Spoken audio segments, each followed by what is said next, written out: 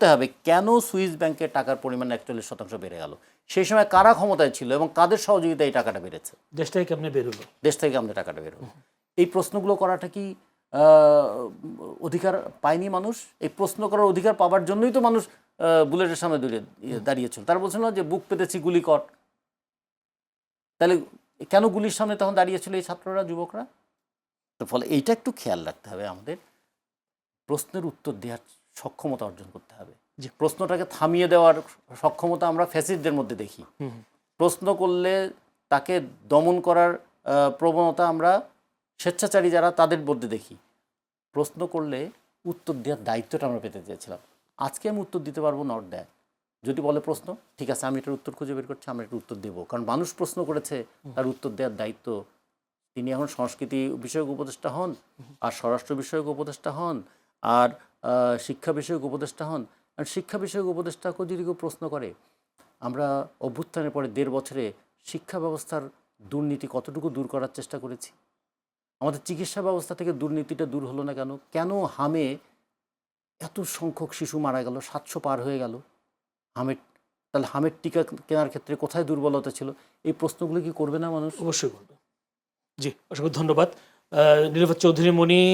যদি এইভাবে বলি যে চিফ প্রসিকিউটর বলেছেন যে আওয়ামী লীগের বিচারের তদন্ত চলছে, বিচার চলছে, এবং সেই সাথে তদন্তে অভিযোগ প্রমাণিত হলে নিষিদ্ধ হতে পারে আওয়ামী লীগ। বিএনপির হাতে কি আওয়ামী লীগ নিষিদ্ধ হতে যাচ্ছে? দেখেন, বিএনপি সবসময় আইনের অনুশাসনে বিশ্বাসী। আইন কি করবে সেটা আইনের ব্যাপার। আইন তার চুলচেরা বিচার বিশ্লেষণ করবে। যদি এই জুলাইয়ের সাথে সংশ্লিষ্টতা দেখে, তখন আইনের জায়গায় তার বিচার করবে। বাট বিএনপি তো বলেছেন, বাংলাদেশের মাননীয় প্রধানমন্ত্রী, যে উনি কোনো আপনার প্রতিশোধে বিশ্বাস করেন না। দেখেন, এটা শুধু তাই না, আমি প্রমাণ সহই বলি, প্রধানমন্ত্রীর সাথে তো স্বরাষ্ট্রমন্ত্রীর বক্তব্য মিল নেই।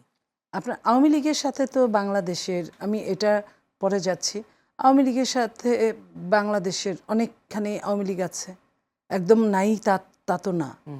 সেইখানে বিএনপি সরকার ওইভাবে যে ধরপাকড়, যেটা যে ঢালাওভাবে আওয়ামী লীগ যেভাবে আমাদেরকে করতো, মামলা থাকুক আর না থাকুক, আগে অ্যারেস্ট করতো, তারপরে অখ্যাতর মধ্যে ঢুকিয়ে দিত 10টা 20টা মামলা, জামিন নিয়ে গেট পর্যন্ত আসতো, তারপরে আবার তাকে নতুন মামলা দিয়ে ঢুকিয়ে দিত।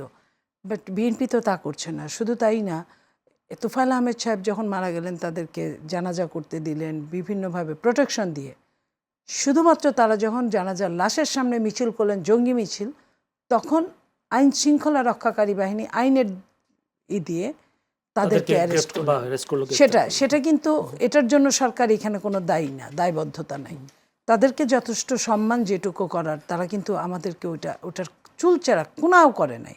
তো এইখানেই প্রমাণ করে যে এই সরকার সবার জন্য সরকার। এবং উনি নিজেই বলেছিলেন দায়িত্ব নেওয়ার পরে, যে আমাকে ভোট দিয়েছে, যে আমাকে ভোট দেয় না, এবং যে ভোট দিতেই আসে নাই, আমি 3 জনেরই প্রধানমন্ত্রী।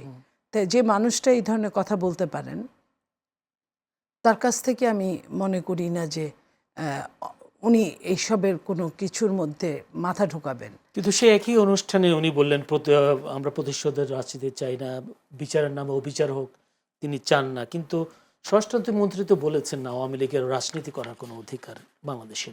এটা শোনেন, স্বরাষ্ট্রমন্ত্রী নিজে একজন আইনের ছাত্র, দীর্ঘদিন প্রশাসনে চাকরি করেছেন।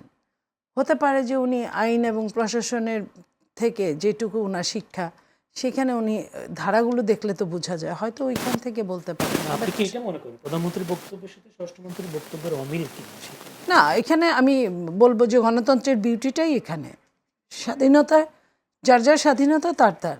আপনি উনার স্বাধীনভাবে উনি এটা বলেছেন, উনি মনে করেছেন।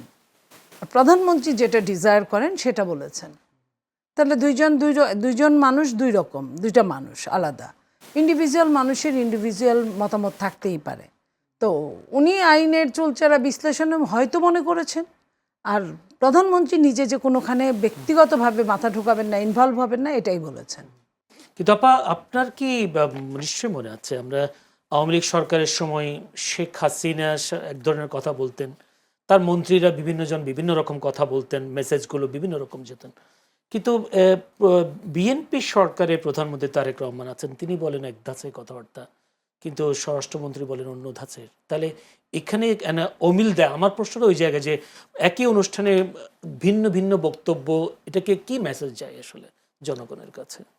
আমি এটাকে খুব অন্য চোখে দেখি না, কারণ এখানে এটা এটা সে তার গণতান্ত্রিক ওয়েতে সে এটা বলেছেন, এবং মাননীয় প্রধানমন্ত্রী উনি সর্বশেষ বক্তা হিসেবে উনি যেটা বলেছেন, এবং বাংলাদেশের যদি গণতান্ত্রিক সরকার হিসেবে মনে করি কথায় যদি ধরতে হয়, আমি মাননীয় প্রধানমন্ত্রীর কথার সাথে একমত থাকব। আমি তার দলের একজন কর্মী সেইভাবে, এবং সে অন্যায় কোনো কথা বলেন না, তা আমি সেটাই ধরবো। আর স্বরাষ্ট্রমন্ত্রী যেটা বলেছেন সেটা হয়তো আইনের হিসাবটা সে করেছেন, আইনের হিসাবে সে তার মতো করে আন্দাজ করে যে আইনে কি হতে পারে এটা হয়তো বলেছেন। তিনি বলেছেন বিচার হবে, বিচার যা সমাধান হয় তাই তো। তিনি অবশ্য যদিও বলে ফেলেছেন যে দিল্লিতে আওয়ামী লীগের মৃত্যু হয়ে গেছে, এই কথাটাও বলেছেন। তো মৃত্যু একটি রাজনৈতিক দলে আবার বিচার হবে কিনা সেটা নিয়েও তো একটা প্রশ্ন আছে। এটা তো শোনেন, এটা রাজনৈতিকভাবে যেটা আমরা হিসাব করি, আওয়ামী লীগ তো 2 বছর যাবত নাই বললেই চলে। তো ওই হিসেবে একজন রাজনৈতিক নেতা আরেকটা দলকে এই কথাটা বলেছেন, উনার সাফার রিংও কিন্তু একদম কম না। 9 বছর দেশ ছেড়ে বিদেশে ওইভাবে ছিলেন, যেটা তার বেঁচে ওঠাটাই একটা বিরাট ব্যাপার। মাননীয় প্রধানমন্ত্রী একভাবে দেশ ছেড়েছেন, উনি আরেকভাবে দেশ ছেড়েছেন। সেই জায়গায় তার কষ্টের জায়গা থেকে, কষ্টের যেটা যার পেইন সেই কিন্তু বুঝে, তার পেইন থেকে হয়তো সে বলেছে। এবং এটাও তো সত্যি যে আওয়ামী লীগ 2 বছর যাবত নাই, মিছিল মিটিং কোনোটাই সে করতে পারে না, করে না, তারা নাইও। তো